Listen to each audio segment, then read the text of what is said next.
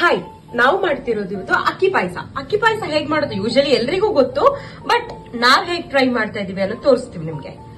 First ಬಾದಾಮಿ, ದ್ರಾಕ್ಷಿ, ಆಮೇಲೆ mixed dry fruits. ನಂಗೆ ಗೊತ್ತಿಲ್ಲ ಇದೇನು ಅಂತ ಹೇಳಕ್ಕೆ, ಬಟ್ ನಿಮ್ಗೆ ನೋಡಿದವ್ರಿಗೆ ಗೊತ್ತಾಗ್ಬೋದು ಏನು ಅಂತ. ಇದು ಬೆಲ್ಲ. ನಾನಿಲ್ಲಿ 3 ಕಪ್ ಆಗೋಷ್ಟು ಕಾಯಿ ಹಾಲನ್ನ ಆಲ್ರೆಡಿ ತಗೊಂಡಿದ್ದೀನಿ. ಮತ್ತೆ 1 ಕಪ್ ಆಗೋಷ್ಟು ಅನ್ನನ ಆಲ್ರೆಡಿ ವಿಷಲ್ ಹೊಡ್ಸ್ಕೊಂಡ್ಬಿಟ್ಟಿದೀನಿ. ಇವಾಗ ಪ್ಯಾನ್ ಇಟ್ಟಿದ್ದೀನಿ.